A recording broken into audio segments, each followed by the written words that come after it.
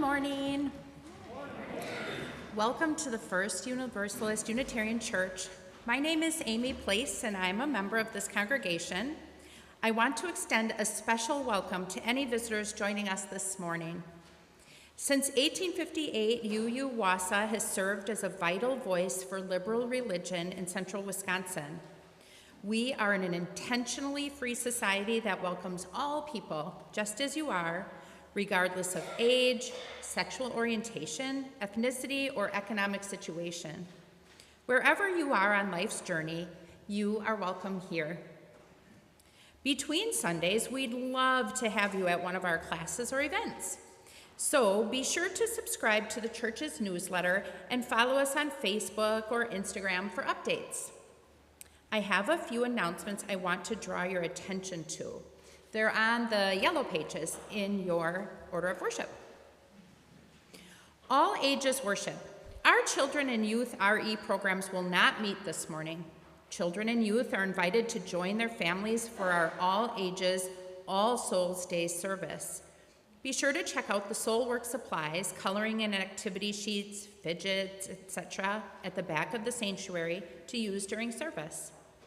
Both Children's Chapel and Connections Cafe will be back next Sunday, November 5th. Speaking of next Sunday, November 5th, we will be having a potluck lunch next Sunday at 11:30 a.m. Please join us in this heartwarming tradition that embodies the spirit of unity and fellowship at our Universalist Unitarian Church. You are encouraged to bring comfort foods. Whether you arrive with a dish to share or simply with an open heart, all are welcome to this inclusive gathering. And lastly, the Wausau Bird Club. It meets the first Monday of every month, indoors here at UU Wausau during late fall and winter, outdoors in the spring and summer. Meetings are free and open to the public, and everyone is welcome to join. As we begin our worship together, let us take a moment to extend peace and blessing to one another. Please rise and greet your neighbors.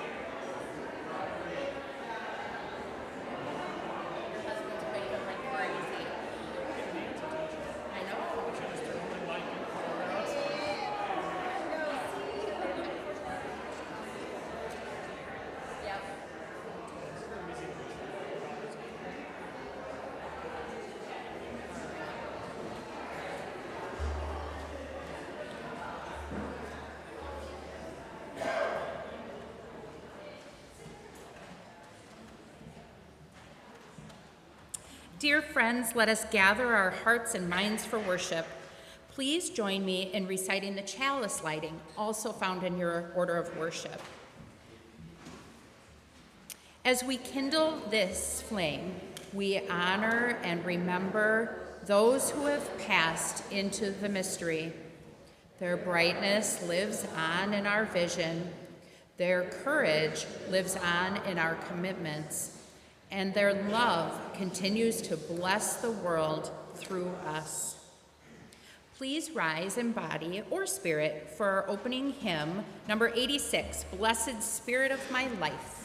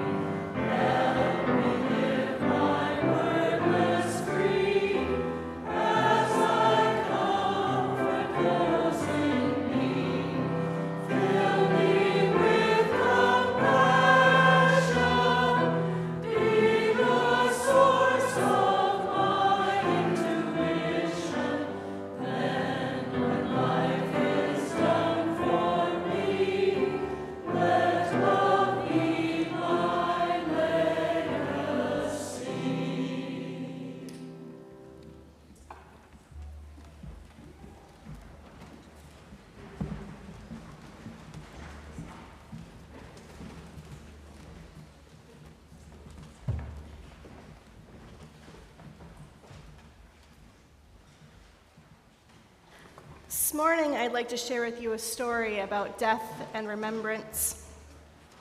It's called The Memory Tree. It was written and illustrated by Britta Teckentrup, and it was published by Orchard Books. There once was a fox who lived with all the other animals in the forest. Fox had lived a long and happy life, but now he was tired. Very slowly, Fox made his way to his favorite spot in the clearing. He looked at his beloved forest one last time and laid down. Fox closed his eyes, took a deep breath, and died. Everything around Fox was still and peaceful. Snow began to fall, gently covering him in a soft blanket. Owl had watched Fox from the top of his tree. He flew down and landed next to his friend. Owl was very sad. He had known Fox for a very long time, but Owl knew the time had come for his friend to leave. One by one, Fox's friends came to the clearing. First squirrel and weasel, then bear, deer, and bird, and finally rabbit, mouse, and others came to sit by Fox. Fox had been loved by everyone. He had been a kind and caring fox. No one could imagine life in the forest without him. The animals sat in silence for a very long time.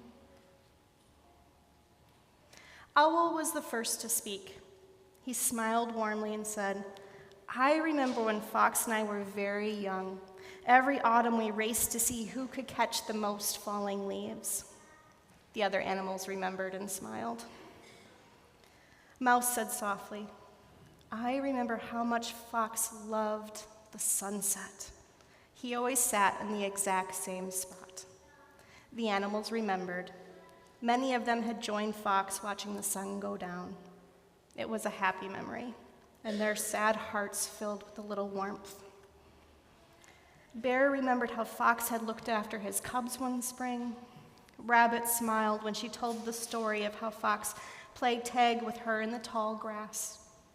Squirrel talked about Fox helping him dig up buried nuts in the deep snow last winter. One by one, the animals remembered their favorite stories about Fox. Fox had touched the lives of all the animals in the forest with his warmth and kindness, and they all smiled, remembering. While the animals talked, a little orange plant grew out of the snow where Fox was lying, small and delicate at first and hardly noticeable. The plant grew bigger, stronger, and more beautiful with each story. The animals talked about Fox through the night, and in the morning, the little plant had grown into a small tree. The animals saw the tree and knew that Fox was still a part of them. During the next days and weeks and months, the animals remembered many, many more stories about Fox. Their heavy hearts began to feel just a little bit lighter.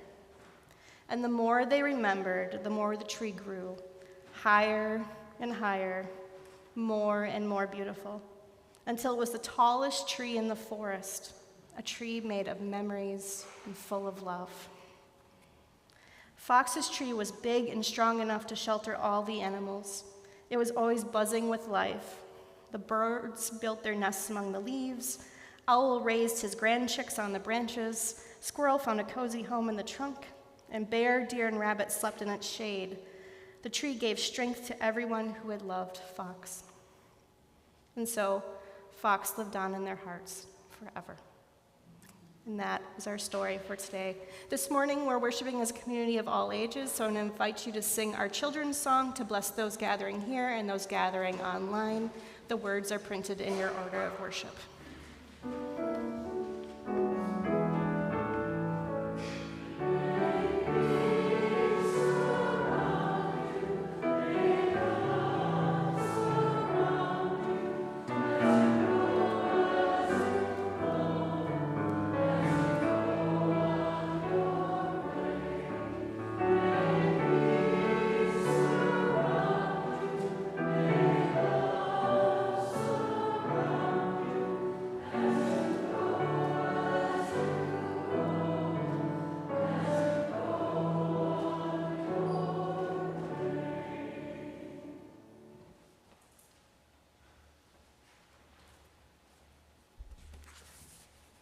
The mission and ministry of UU Wausau is made possible by the generous support of its friends and members. You can place a gift in the basket as it passes by. You can also stop by our website, uuwausau.org, to make a one-time or recurring gift with your credit or debit card. Thank you for your support.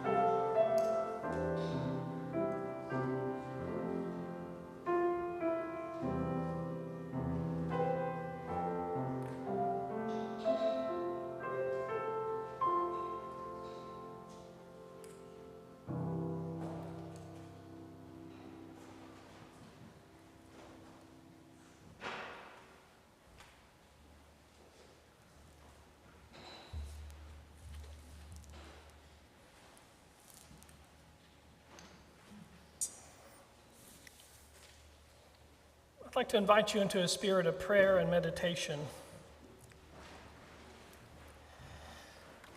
I want to encourage you to first pray with your body.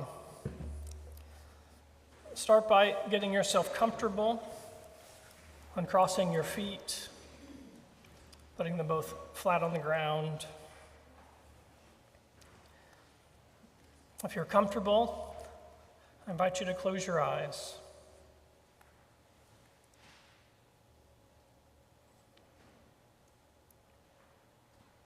As we relax into this position, move your attention to the top of your head. Note the movement of air, any running thoughts. As you move your attention downwards, focus it on your jaw and let any tension out.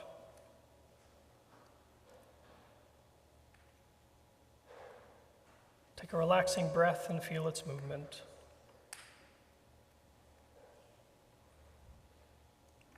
Take a deep, full breath into the top of your chest and slow out. Take another one deep and full into your stomach. Slow out.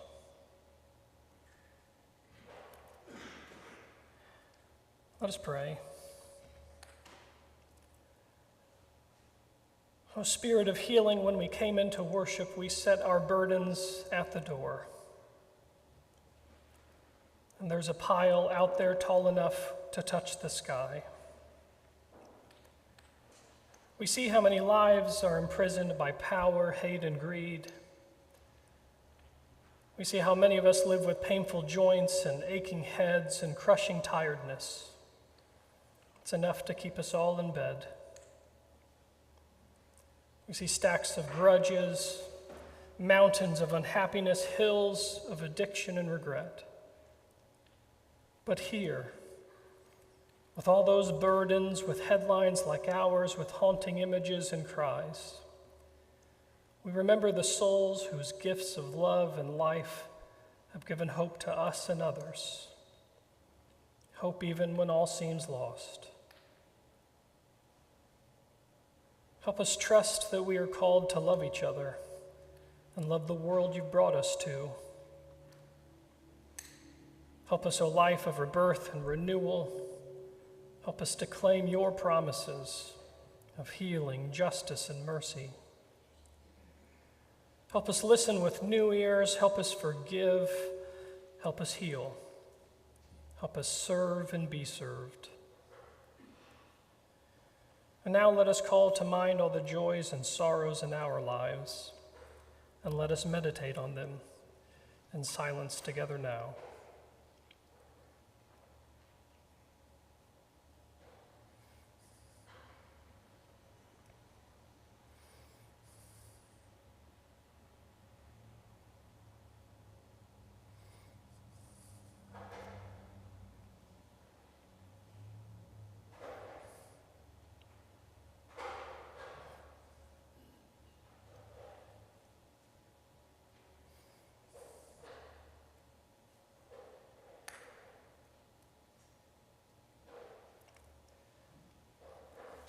Amen.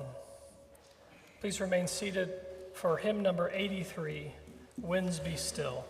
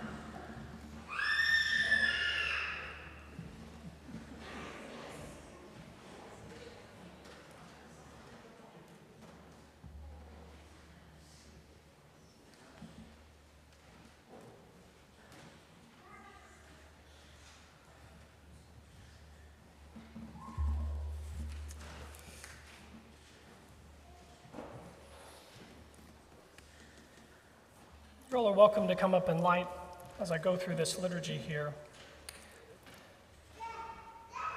This morning, we honor the memory of our church members who've died in this past year. 3 people in particular: Ollie M. Kyler, Thomas G. Grimes, and just yesterday afternoon, Griff Matthews died. It is said that the tradition of lighting candles for the dead dates to the 4th century, when ancient people would light candles for 40 days in honor of the departed. Jews customarily light a candle on the anniversary of someone's death, which is prayed over and left burning for 24 hours. The Paschal candle is lit every Easter. Advent candles are lit each Sunday in the weeks before Christmas.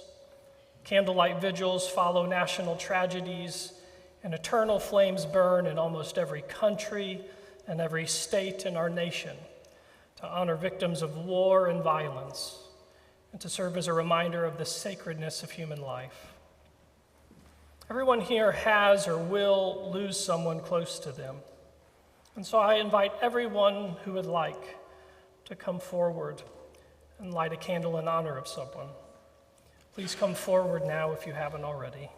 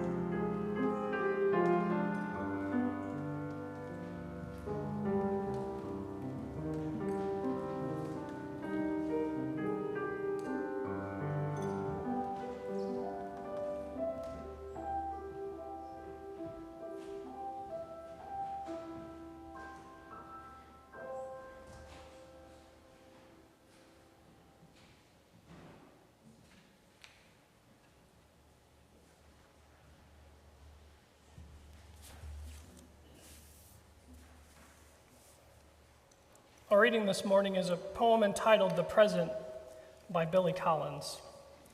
And the poet writes, "Much has been said about being in the present. It's the place to be, according to the gurus, like the latest club on the downtown scene, but no one, it seems, is able to give you directions.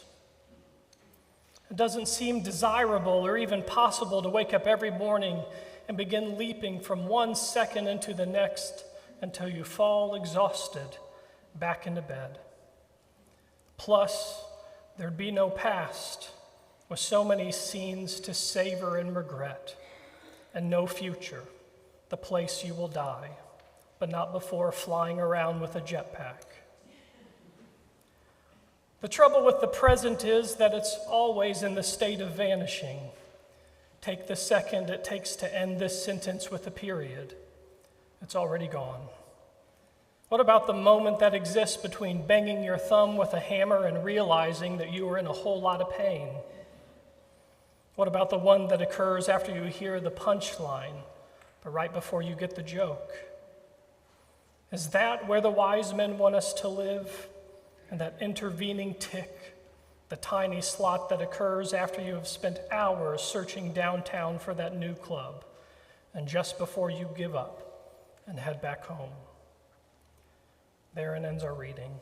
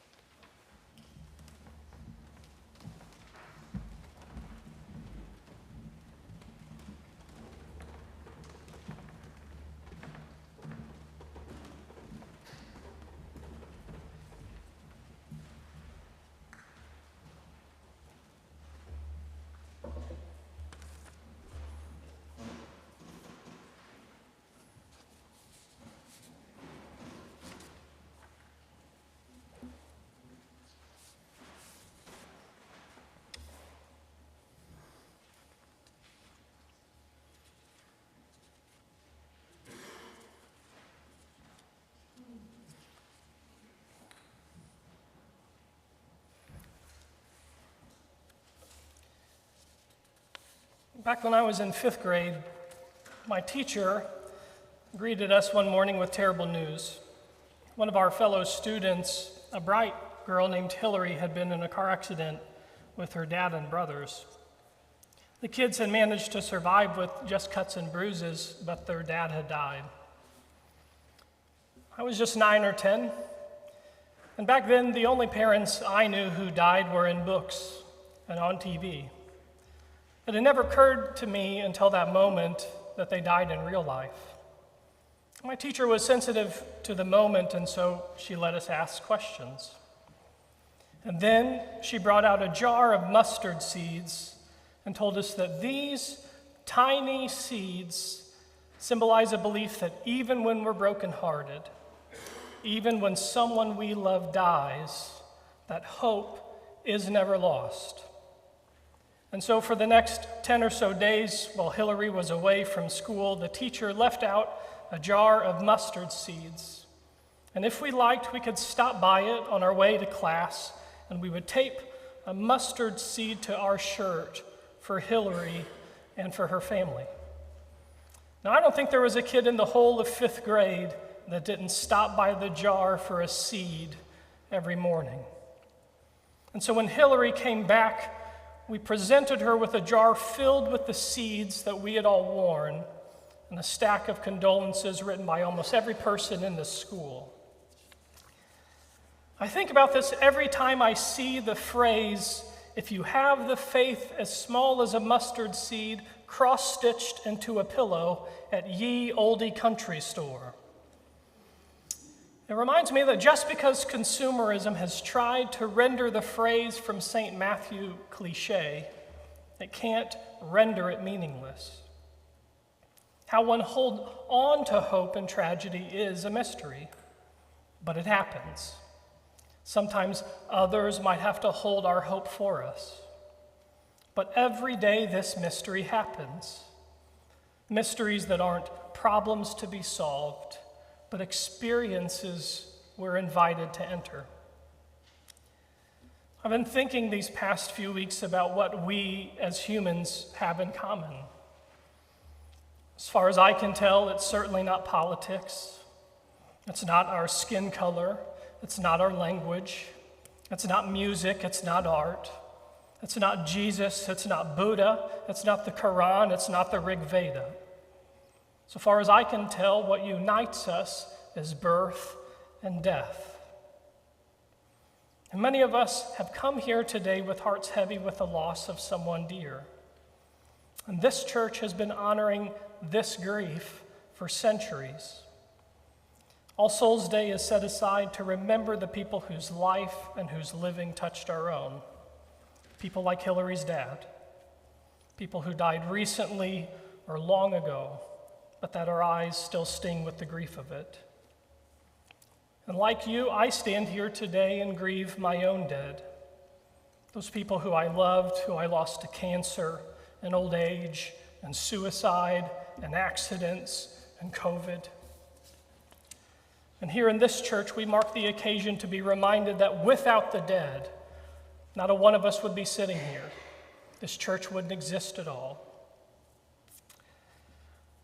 As I was writing this sermon, a memory flooded my mind, a memory of having one of my monthly lunches with Elnora Beekler and Margaret Karspecken back when they were still alive. Now, one of the things Elnora liked to tell me was that why she chose to come to church Sunday in, Sunday out, tough as it was for her, was because whenever she was in this sanctuary, she would remember all the people who used to be here. All her friends who had died over the 70 years of membership here, her husband, her grandson. And Elnora and Margaret, they both warned me. They said, "Brian, the longer you live, death will start to feel like a thief that gets better at their job as every year goes by." So what I want to talk to you about this morning is how grief is a complicated thing. Like how difficult it can be to grieve a parent you loved, but a parent who is also a little bit shabby at parenting. Or how difficult it can be to grieve someone who you didn't treat as good as you should have, or to grieve someone who just a few days ago you were gossiping about. One of the odd things about the fabric of our hearts is that sometimes they get snagged on the rough sides of people. And the opposite of this is true as well, that other people, the fabric of their hearts, get snagged on the jagged sides of us, the selfish sides, the addicted sides, the dishonest sides.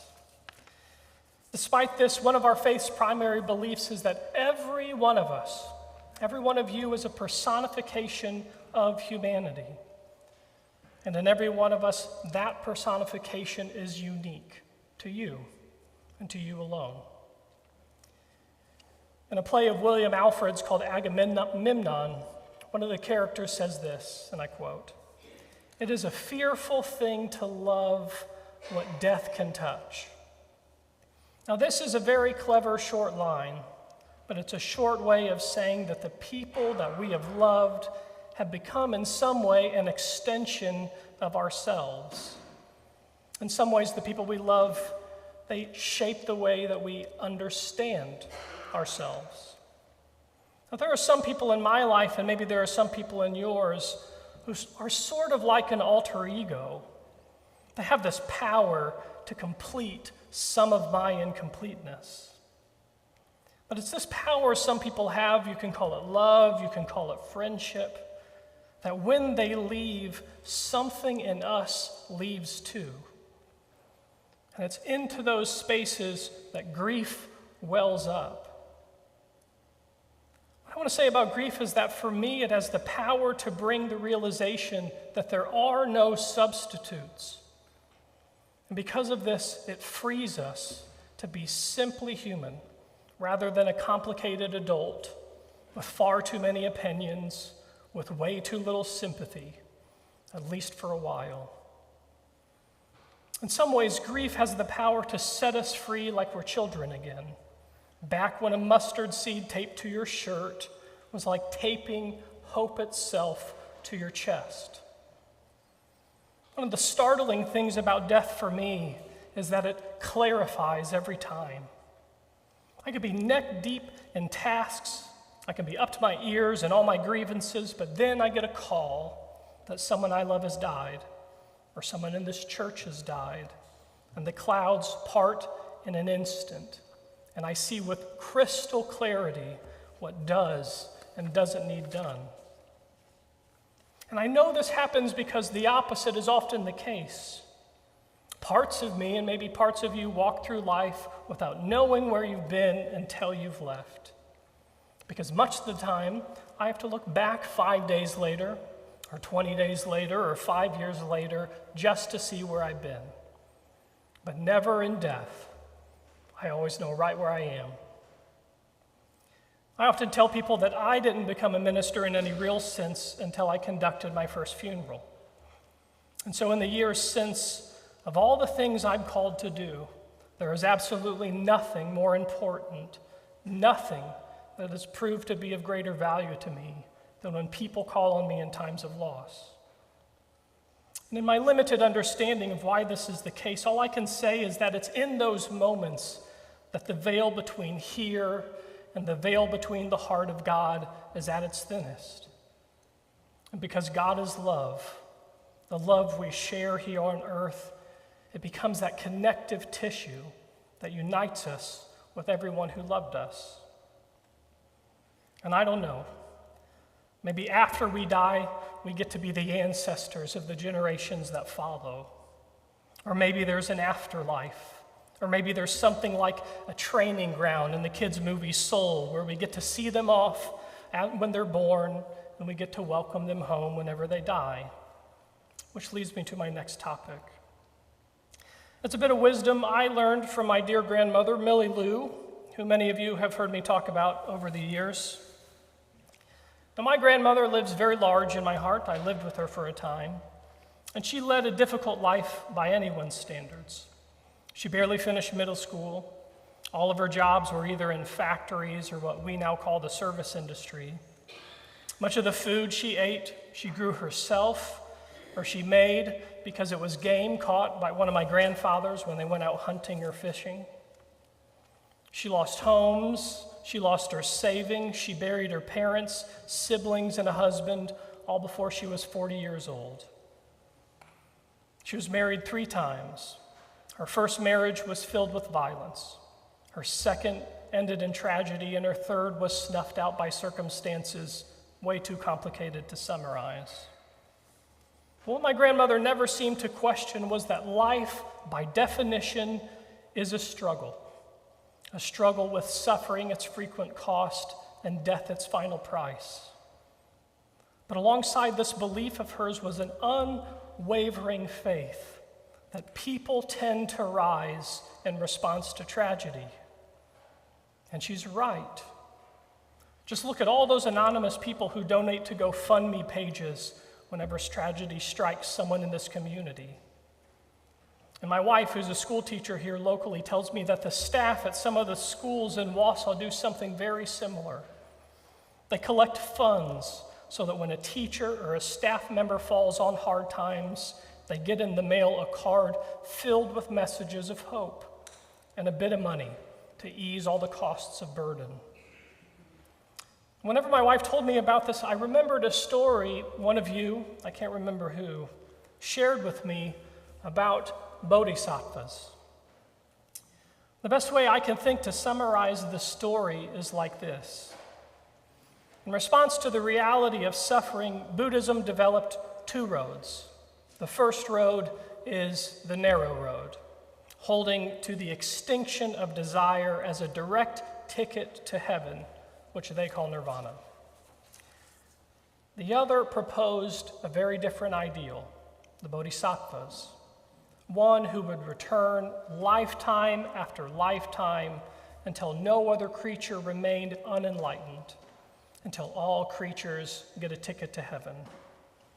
And so what these bodhisattvas do is they reject the comforts of nirvana until all suffering, not just their suffering, is removed from human life. And so this school of Buddhism holds that none of us lives unto ourselves alone. We share one another's suffering and pain. And so long as others suffer, we too must suffer with and for them. And it's an ancient story that shows us that as long as others suffer, people will rise.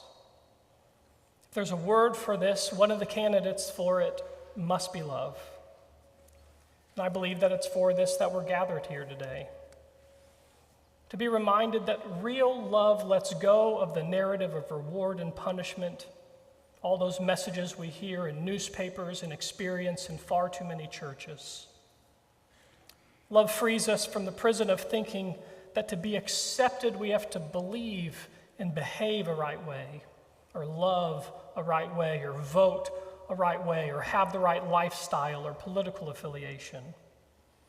A love that frees us from the lie that we are all-powerful beings who can perform ourselves into perfection. Very often, the people we mourn the most, they have a way of helping us believe that our failings are never as powerful as grace and mercy.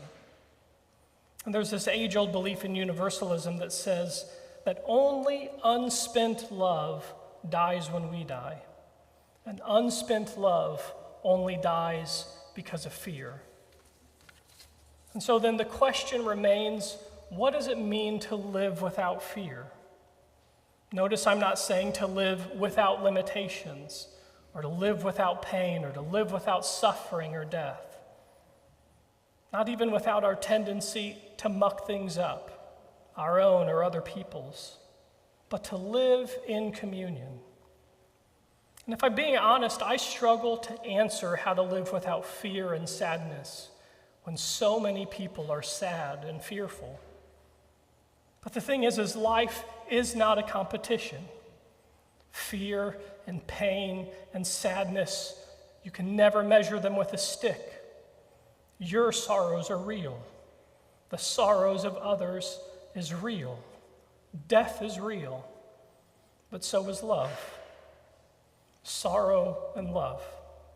Perhaps they've always mingled.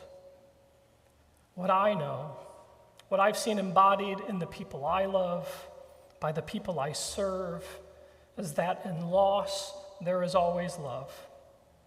In grief, there is always love. And what I believe is that the people we miss the most in their love, in their loss, these people have shown us the face of God. They show us that even when we're lost or brokenhearted, that hope never dies, that love never dies. Please rise now and join in singing our closing hymn, number 331, Life is the Greatest Gift of All.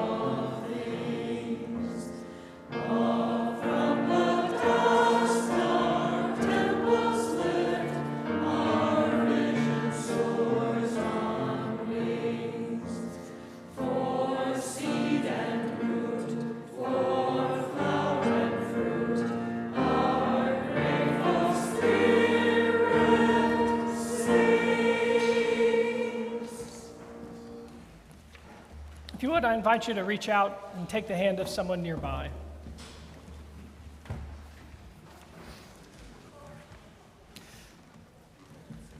May the truth that sets us free, and the hope that never dies, and love that casts out fear lead us forward together until the day spring breaks and all shadows flee away.